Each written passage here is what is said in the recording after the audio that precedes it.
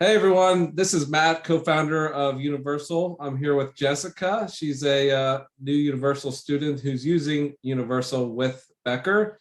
And we're going to talk today a little bit about how to come up with a schedule, how those two resources can be used together, and then any other tips and advice that Jessica might need. So Jessica, let's kick it off with the first question. Sure. So currently, I work full time. I actually work my regular job, 45, 50 hours. And then I have a side job selling some cruises. And so I basically work from like 5:30 to 9, Monday through Friday. So I think this also could align with people who also are parents, those kinds of things. It's kind of the same kind of aspect. And I'm looking to hopefully find to study at night.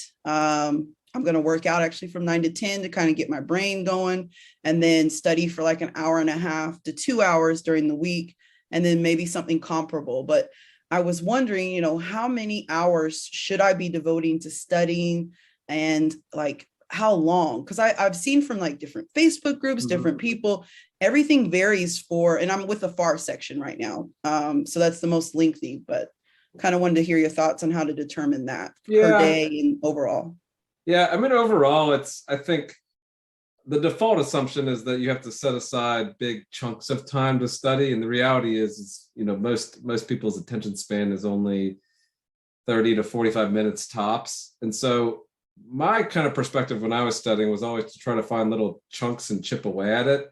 Now, it's helpful to start maybe with the lecture and having a good 30 to 40 minutes set aside to see it all in the big picture, so that you kind of have a good understanding of how all the pieces come together. Because otherwise, if you start to chop that up, then you might forget things that you watched earlier in the day. But usually what we would recommend is if you can devote 30 to 45 minutes to watching either the lecture, maybe flipping through the study guides or the book, and then if you can find time to chip away at the rest of the day, then it's helpful to sort of see that in repetition, because it's some aspect of this is just seeing the material more than once, and if you can see it more than once throughout the day, you see it multiple times throughout the week, that's going to help it stick better. Now, for your situation, right, I would normally recommend at least an hour in the morning, mainly because that is always going to be some level of consistency. I think when you think about studying at night,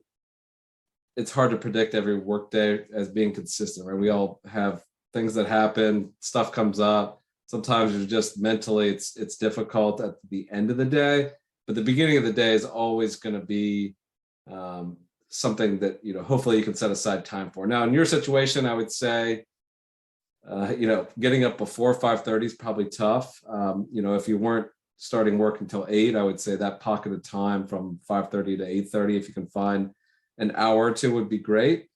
I don't know, like for your lunch break, do you have that flexibility to be able to squeeze in even 30 minutes to sort of just see the lecture, so that maybe at the end of the day, when you start your study session at home, you could click back in, it's sort of a review more or less, and then dive into the MCQs. That way you're still getting some solid time spent on multiple choice questions that's not after an hour of lecture. Because you think about after an hour, like you just sort of naturally lose a little bit of energy and focus. And ultimately, it all comes back to just spending the most amount of quality time on those practice questions. So in terms of how often per week or how many hours, I think you have to look at it at the big picture. I mean, as a rule of thumb, I would say 150 hours to study for FAR is what you need. Now, you can extrapolate that out over weeks or months if needed. Certainly, the more it can be condensed, the less time is needed to sort of review, because there's just less information that's lost. But yeah, I mean, I guess in terms of each day, if you can plug away for an hour and a half or 2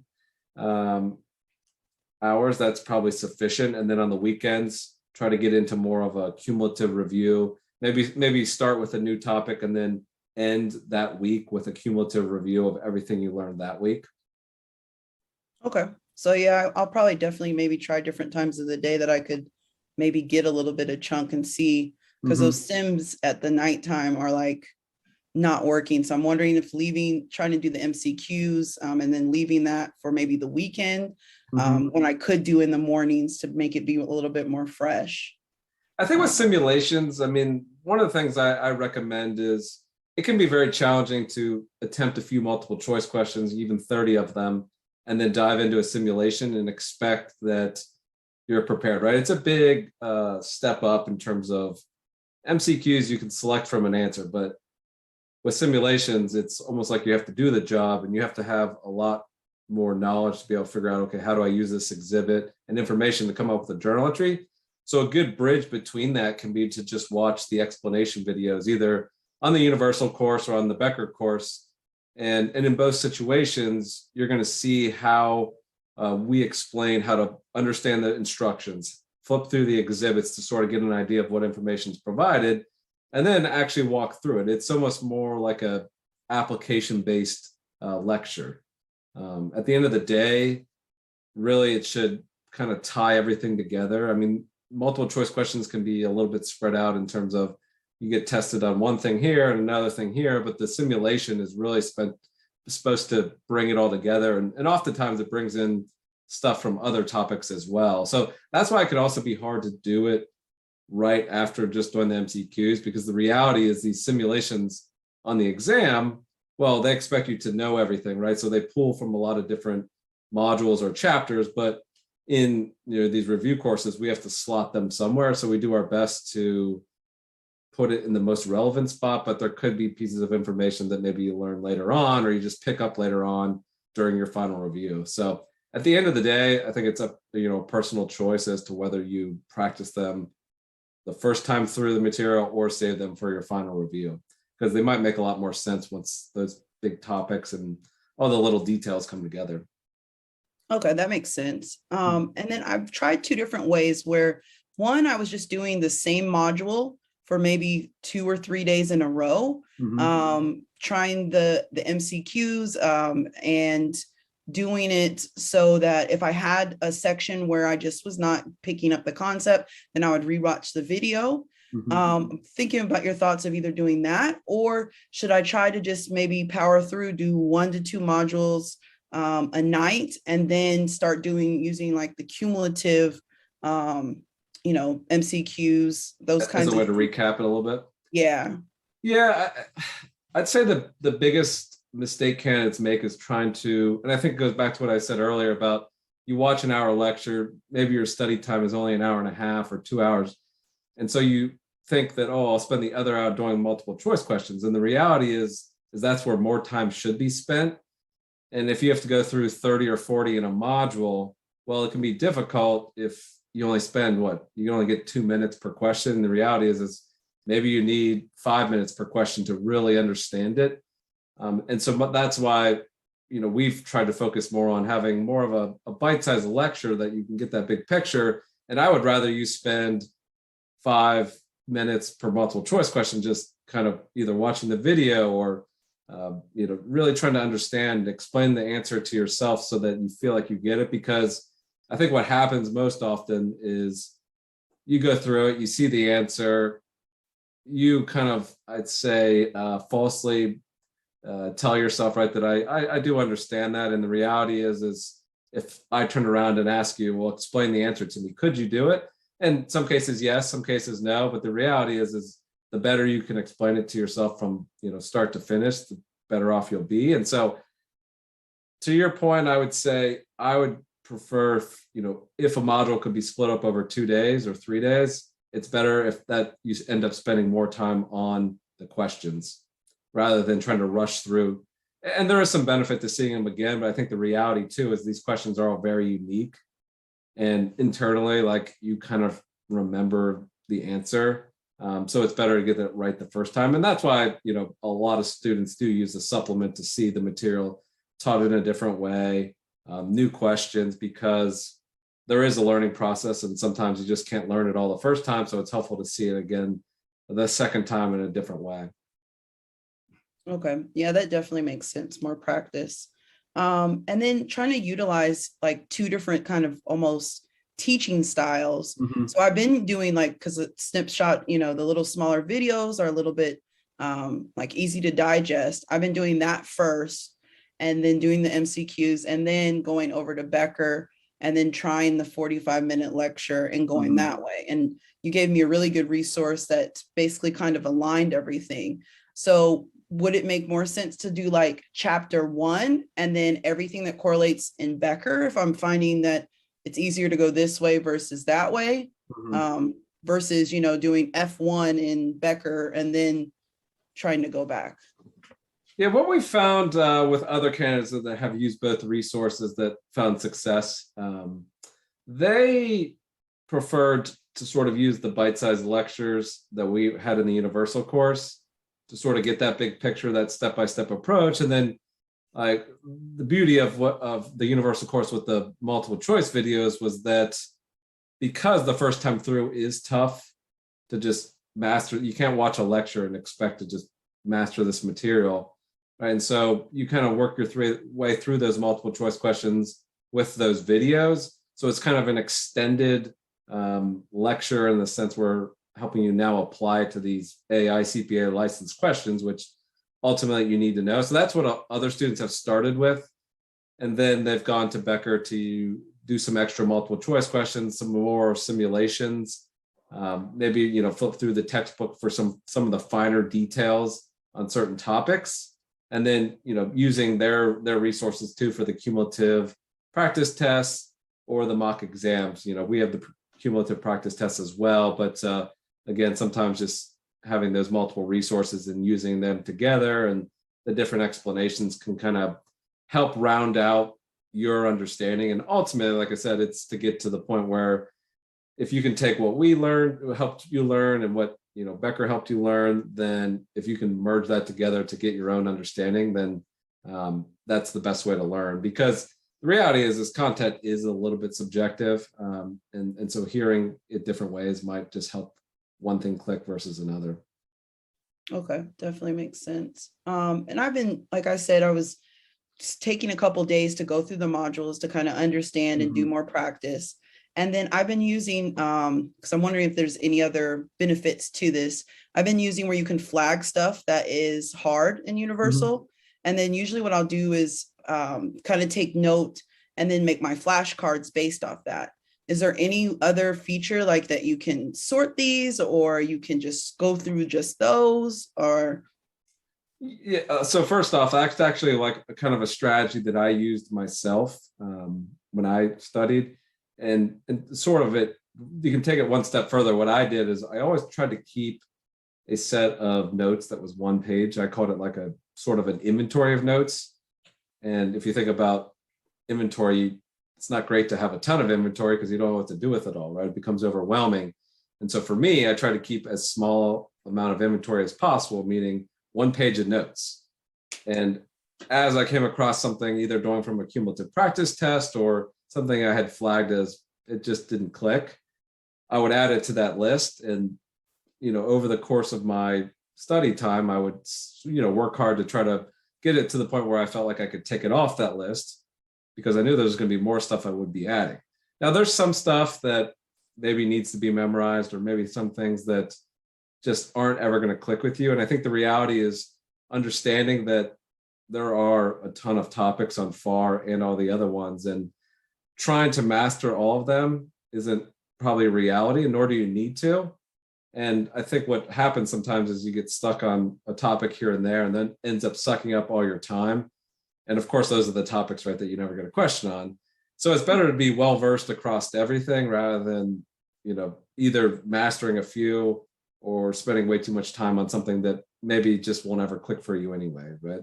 I mean, the goal isn't to get 100%. For some it is, but ultimately it's just a pass. So with Universal, yeah, there's students that use the flag as difficult. There's the feature that you can go through and do questions that have you previously got incorrect. We're always adding new questions to the software based on things we see in message boards, new released questions, or just new topics, and coming up with better ways to sort of fill in the gap where the AI CPA hasn't released a question. I mean, take, for example, current expected credit losses. It's a new topic based on, authoritative changes to GAAP within the last year or two.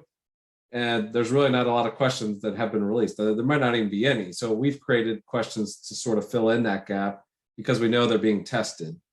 And the same goes true for other topics. And so just sometimes, filtering for unanswered questions as well can, that's a great opportunity to see what new content's been added. But yeah, I think at the end of the day, it all comes back to those cumulative practice tests, whether you want to filter on flagged as difficult, unanswered, incorrect. I think just seeing the repetition, seeing the explanations. I mean, we have the visuals as well that can help trigger a lot of memories. That will keep it all fresh, because if you think about a retention curve, it's sort of like this with the time going out the side. And so the longer it is since you've seen that topic, the harder it is to retain that information. So if you can sort of, pop it back up because you see it every 3 or 7 days, then by the time you get to your final review, which is usually the last, couple of weeks or so, you're not going to be like, oh, I forget everything that I saw in chapter 2 or 3, because you've been seeing it, pretty recurringly on a recurring basis for the last month or two. So I think just spending a lot of time on those questions, seeing the visuals, the videos, it really starts to help round out your understanding of what's there. Because I think often too, students get into the review phase and they get a little bit nervous of what all did I learn? What have I forgotten? Right. And some aspect of it is just being confident that you have at least a handle on what you have seen. And maybe you haven't memorized it all, which, we never encourage, but be able to pull from that memory, that experience when needed on the exam. And the closer you can, from the date you last saw it to your exam day is always going to help. Okay.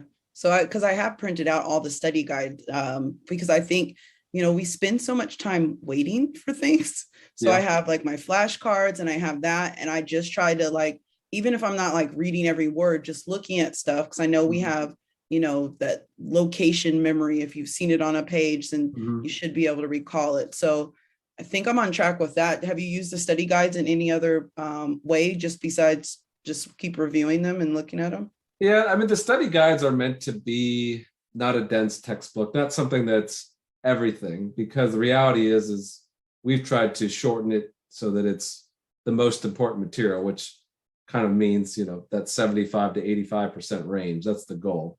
And I think that's what every candidate should reasonably expect. And so that's the way the study guides are. They're meant to be, you can sort of scan through them with the pictures, right? It's, I have a daughter and the children's books, and you can flip through them really quickly if you've read the book and remember those stories. And she does it all the time. And that's sort of the point with the study guides is you could see this unique visual, and it's going to help replay that experience of learning the topic and seeing it on multiple choice questions. And so that goes back to even what I was saying in the beginning. If you have 15 minutes just randomly throughout your day, even 5, just kind of reading through or scanning through can help kind of trigger those experiences, that memory of actually spending the time to learn it. And so, and the same is true with this with the flashcards. I mean, the flashcards are best if they're your words, right? So even if there's a sentence, that's in the study guide or an explanation, just try rewording it a bit in your flashcards. And that will mean a lot more to you when you see it, rather than if it's just something that you had copied down. Because either way, right? Flashcards are always going to be best if it's in your own words, because it's just going to mean a lot more to you when you see them again and again. Definitely. So I think what I've kind of picked up is I need to maybe figure out the times that I'm the freshest, and then trying to pick maybe little smaller windows to bite size it down. And then the focus is repetition and practice. But now I want to know in terms of the big picture. So basically I'm scheduled to take FAR November 15th.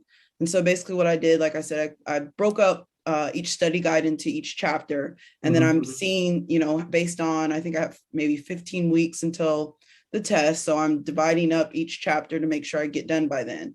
I did take off of work the last week before, so from the 7th to the 15th.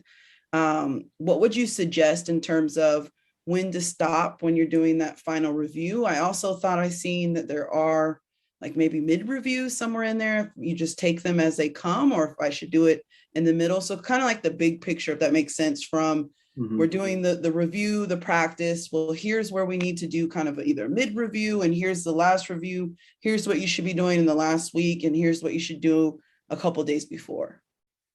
Yeah, I would say, like, if you take 100% of the study time, like the general proxy is about 75% of that time is used to learn all the material. So going through the chapters and modules, and learning this material the first time through, and coupling that with the cumulative practice test to retain. Yes, Becker has the I forget what they call them exactly, the middle exams or practice, it's like progress exams basically.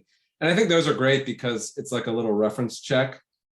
But at the end of the day, it's going to come down to that final review, and which I call like the last 20, 30%. It's, not a hard number, but that's where hopefully you've been through all the material and now you're just cycling back through. And I think the important thing too is, and there's a big benefit with these cumulative practice tests, is that you get used to seeing all these topics in no particular order. Because when you do a module, right, everything relates to inventory or accounts receivable. And in that regard, it can be helpful because you kind of can predict what the topic is. Kind of, there's only a handful of ways they're going to test you on this topic. But on the exam, you only have a finite amount of time, and so you need to move through these questions really quite efficiently. And so like what we talk about a lot with our multiple choice videos is really trying to quickly identify what the question relates to, working through like the step-by-step, the mental maps, and then solving. And so in that review, that's where you can really start to like hammer down on your efficiency of working through questions and kind of making sure you still obviously understand it. But there's a lot of skill set that goes into just being able to efficiently work through a question, because more often than not, a candidate will fail, not because they got through the exam and they got a few questions wrong, right? It's that they left half the simulations blank because they ran out of time. And so in terms of that final review, that's where the mock exams are great. But even then, just kind of timing yourself and looking at what amount of time am I spending per question? I mean, you have 4 hours to take FAR. I would say 2 hours is roughly for multiple choice questions. So you have to work through those, fairly quickly, 2 to 3 minutes each. Some of the more difficult ones, maybe you have a little extra time. Some of the easier ones, they only take about a minute. And if you don't know one, give a good, educated guess and move on, because you don't want to spend 10 minutes on one and then you're going to, run out of time. So in terms of overall, though, I would say the most important thing is to really leave plenty of time for that final review. Because I know I said earlier that it's important to spend a lot of time, learning these initially, and then coming back to them is also key later on in this final review, because that's kind of where, again, you can piece this all together, and it's just a lot of information. And so I don't want you or another candidate to only have a few days to go into the review, and the reality is they find out they just kind of forgot a lot of stuff from earlier chapters and modules. So just think about your schedule and the hours. I said 150 hours is a good ballpark, but you'll kind of find what pace you work at, and start to like model out, how long you're going to need to get through all the material in 70% of, your allotted window. Okay, that definitely makes sense. So, I mean, that's basically most of the questions. You gave me kind of an idea that makes it, to me, I don't know, so much easier. When you think of this and think about FAR, it's just so intimidating. It is, so yeah. Really taking it, material.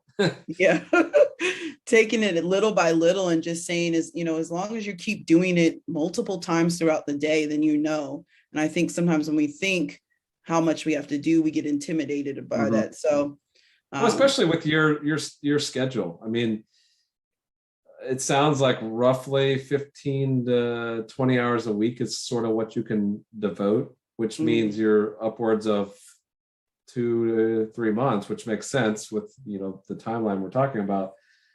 I myself did it in a couple of weeks, but I was studying 12 hours a day. I didn't have to work, you know, 12 hours a day like you did. And so that's the important thing, I think, is recognizing your schedule, recognizing a time that you're going to be most, you know, engaged and energetic. I mean, we always say when it comes to studying at night, especially if you've been at work all day, it's kind of hard to go run a marathon if you've kind of been running all day. I mean, at the end of the day, I think a job is obviously important, but you're doing the CPA exam and the license to get to the next level. And, you know, hopefully your employer recognizes that, you know, it's going to take some effort on their part to support you in this as well. And so using those little pockets is a one way to, you know, if you don't have that extra blocks of time in the morning and at night, using it throughout the day. I mean, even 15 minutes here and there can make a monumental difference over the course of 3 or 4 months, right? Definitely. Awesome. Well, I definitely appreciate your time, Matt, through this. So Yeah. Motivated to get this started and done.